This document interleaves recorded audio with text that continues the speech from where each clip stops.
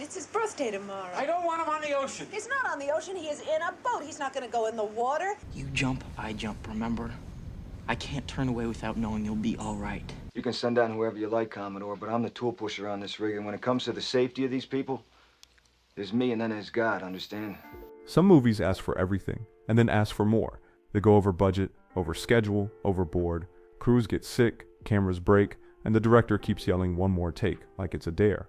These are the films that push too far, cost too much, and almost didn't survive their own ambition. Nobody chased that edge harder than James Cameron. The Abyss takes place in the early 1990s and follows a civilian diving crew working with a Navy SEAL team to locate a sunken nuclear submarine near the Cayman Trough. Operating from an experimental underwater oil rig, the team begins to unravel as they encounter glowing life forms deep in the ocean, peaceful, intelligent, and clearly not human. While global tensions rise above, paranoia and high-pressure madness set in below.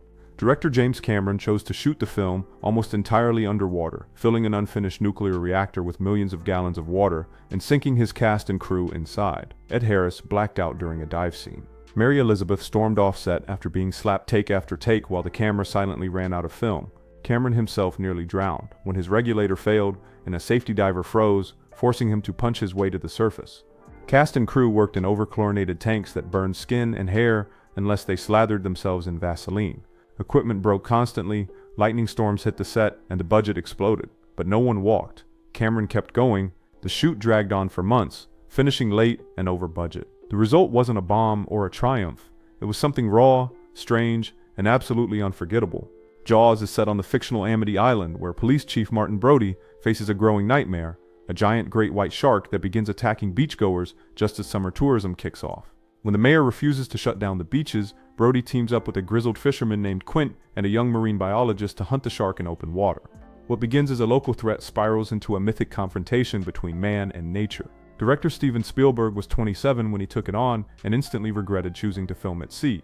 The mechanical shark, nicknamed Bruce, was built for freshwater and immediately started breaking down in saltwater. It sank, jammed, and once even popped its skin off.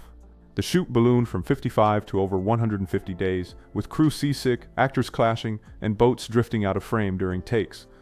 Richard Dreyfuss and Robert Shaw hated each other so much it added venom to their scenes, but also led to shouting matches and real fights. Shaw drank constantly, and once showed up so wasted they couldn't shoot his big monologue. Somehow it worked. The shark barely appeared, which only made it scarier. The chaos behind the camera made the fear in front of it feel real. Jaws changed Hollywood, but it almost sank doing it. Titanic follows the doomed maiden voyage of the RMS Titanic through the eyes of Jack and Rose, two passengers from different worlds who fall in love before the iceberg hits. Most people know that part. What they might not know is how the movie's production nearly collapsed under its own weight. James Cameron built a full-size replica of the ship, shot for months in freezing water, and forced his cast through brutal conditions. Kate Winslet nearly drowned when her coat got snagged underwater. She also caught hypothermia and refused to do another weighted dive after almost running out of air. A crew member spiked a soup one night with PCP, sending dozens of people to the hospital hallucinating. Cameron was stabbed in the face with a pin while trying to protect the film reels. The water tank was so cold, extras were getting pulled out for hypothermia and screaming at the crew. Shooting days stretched endlessly. Cameron micromanaged every frame and berated anyone who slowed him down. The budget exploded past $200 million. Everyone thought it would fail. Studio heads were panicking. But the movie made over $2 billion and swept the Oscars. The chaos faded. The iceberg didn't sink Titanic. The director almost did. Apocalypse Now opens with helicopters flying over jungle treetops as Martin Sheen's character is sent upriver to kill a rogue colonel in Cambodia. The plot dissolves into madness, which is exactly what happened behind the scenes. Director Francis Ford Coppola shot in the Philippines during monsoon season, and entire sets were wiped out by typhoons. Martin Sheen had a heart attack midway through filming and crawled into the jungle to find help. Marlon Brando arrived overweight and unprepared, refusing to read the script or shoot during daylight. He demanded to improvise most of his scenes in darkness so no one could tell how much weight he'd gained.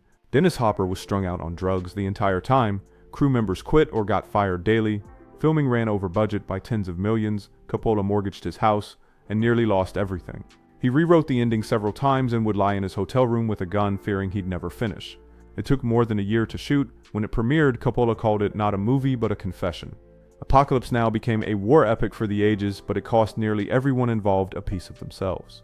Waterworld takes place in a future where the polar ice caps have melted and the entire planet is covered in ocean. Kevin Costner plays the Mariner, a silent guild drifter who trades dirt for supplies and sails a high-tech trimaran across the endless blue. When he crosses paths with a woman and a young girl being hunted by jet ski riding pirates called Smokers, he reluctantly agrees to help them escape. The girl carries a tattoo on her back that might lead to dry land, but nobody knows if that even exists. The production tried to match the scale of the story by shooting almost entirely on open water. Crews built massive floating sets off the coast of Hawaii, ignored warnings from experienced filmmakers, and paid for it. Storms sank expensive props, destroyed the main atoll set, and dragged boats miles off course.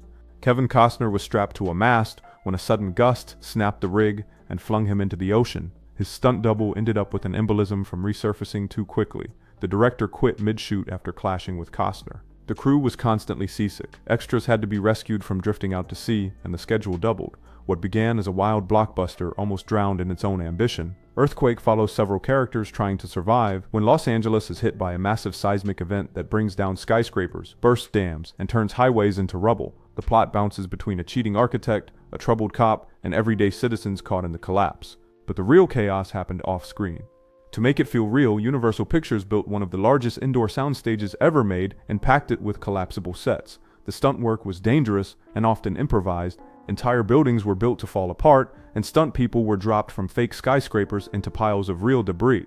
The new Sense-Around system blasted deep bass tones through the theater to mimic the tremors, which rattled light fixtures and cracked some plaster ceilings during test screenings. Audience members complained of headaches and nausea. The crew had to navigate power tools, fire effects, and wall collapses while staying on exact timing cues or risk injury. There were hospital visits. The film pushed boundaries but also pushed patience. Dozens of extras walked off set after repeated dust inhalation during the building collapse scenes. Still, Earthquake became one of the highest-grossing films of that year. Hollywood realized disaster films could be sensory overload and still sell out theaters. 2001. A Space Odyssey begins with a black monolith among apes and ends with a star child floating over Earth. In between, astronaut Dave Bowman battles an artificial intelligence named HAL 9000 on a mysterious mission to Jupiter. The film barely explains itself. It just stares at you until you feel small. Stanley Kubrick's perfectionism drove the production into legend. The zero-gravity scenes required custom rigs that flipped entire rooms upside down while actors were strapped inside. One stuntman blacked out in his helmet because there were no oxygen holes and had to be revived on set. Kubrick told the crew to keep rolling. The spaceship models were filmed in total silence to keep dust from moving, which meant long overnight shoots in sterile rooms. The special effects were so convincing, conspiracy theorists still claim Kubrick helped fake the moon landing. He burned every leftover prop so no one could reuse his work. Early screenings were a disaster. Studio executives demanded cuts, audiences walked out. The novel, written alongside the film by Arthur Clarke, was delayed because Kubrick did not want the plot to leak.